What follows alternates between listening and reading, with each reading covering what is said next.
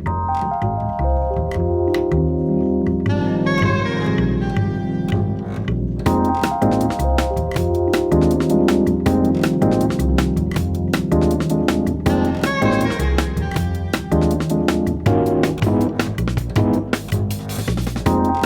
welcome Tina Srabotniak and Alan Doyle. Thank you. That was fantastic. Very good. That whole thing was amazing. Oh, we should have taped that. Well done. That's the show right there. Don't know if any of you guys have ever had the pleasure of having been to Newfoundland, to Petty Harbour in particular. Anybody been to Petty Harbour, St. John's, Newfoundland at all? You have. It's just an exquisite.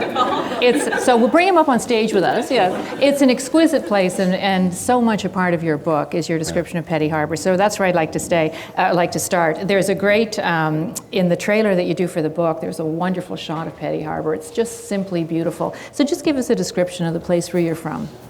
Well, Petty Harbour is a little fishing town, about 500 people, about 25 kilometers south of St. John's, surrounded on three sides by hills, very steep hills.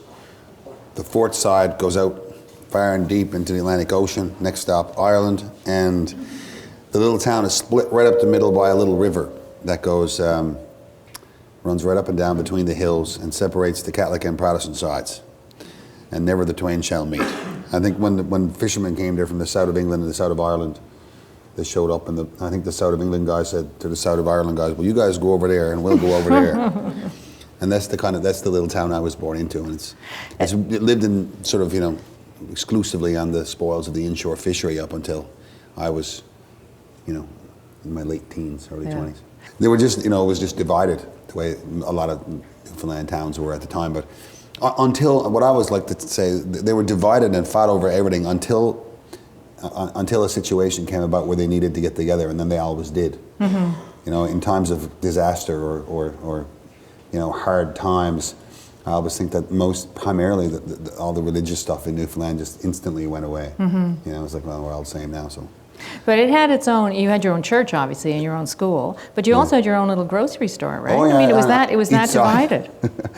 In a little tiny town, each side had, like our side had our own store, and we had our own school and our own fish plant and our own church, of course, and then just across the bridge there was another store, and another school, and another, church, fish plant, and it was, even when I was just a little kid, I sort of came to realize, that's kind of weird, isn't it? I wonder why we just didn't all go to the same school. Like, that makes sense to me.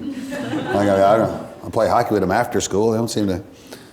I went over for a funeral one time over to the other church, and it didn't seem all that different. No.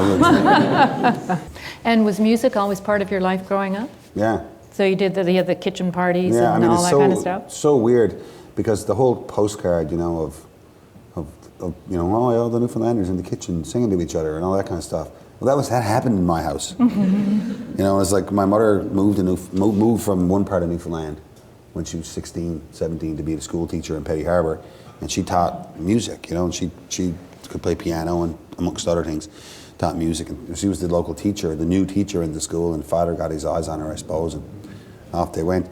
And my father and his family were all the musicians in Petty Harbour. They were all the Doyles. They were the ones that always were had the band that played for the dance, or if someone needed to sing for the funeral, well, you get Ronnie or Tommy Doyle, or if someone's got to sing for the the bishop's coming, or there's something, or that was a Christmas concert to raise money for the recreation field or something like that. It was always the Doyles were the, and that's I was born into that, right in the middle of that, and my uncles and my father all had a band, and I kind of replaced my father in it. They sort of switched from being a traditional Irish kind of Newfoundland band into being like a rock and roll band in the late 70s. And I, when I was 13, that's when my first gig. I started playing in the bars up and down the Southern Shore with my uncles. Wow. Yeah, and in the fishing towns on gnarly Friday nights and stuff like that. Off we go. and music was just everywhere. I always joke about it. And Newfoundland's a musical place anyway, right? But in my family in particular too, it's like I have no memory. And most Newfoundlanders are kind of like it too. Have no memory of like learning. I think I'll sit down and learn how to sing "Eyes That Buy." Yeah. You just know it. It's kind of like "Happy Birthday" or something. What I mean? Like, and Newfoundland has a canon of songs that kind of live with people. And in the musical families like mine, it just sort of came easier, you know. It's just there was way more times to do it, and like even as a young kid who wanted to be playing music, like every Christmas there's a Christmas concert. Well, Ellen and Bernie will sing The Boxer or something. Oh, very good. And then the next thing you knew, it was the spring concert, and you had to learn, you know, 2 more songs for that one. And then the summertime day on the ball field, well, you're going to sing Johnny Be Good and play with Uncle Ronnie's band. So by the time you're 15, I've already done 100 songs in public. Some of the characters that you talk about from the wharf, and I can't remember whether the guy's name is Frank or not, but the one who could intuit, you know, who was coming around the bend and how many Jack. fish he'd caught. Jack, yeah, how much fish he'd caught. And yeah, Jack was and remains a superhero. You know, it was like when we were a kid, he was the weighmaster on the wharf, right? He was the guy that was, you know, when the boats came in for the merchants or whatever, he would weigh the fish, and then, you know, the fishermen trusted him enough to do it properly, and I guess the merchants did and that kind of stuff. But by default, because he was there all the time, he became sort of like the leader or the boss of the boys on the wharf, right? So if we were like Oliver Twist, he'd be like Fagin, you know?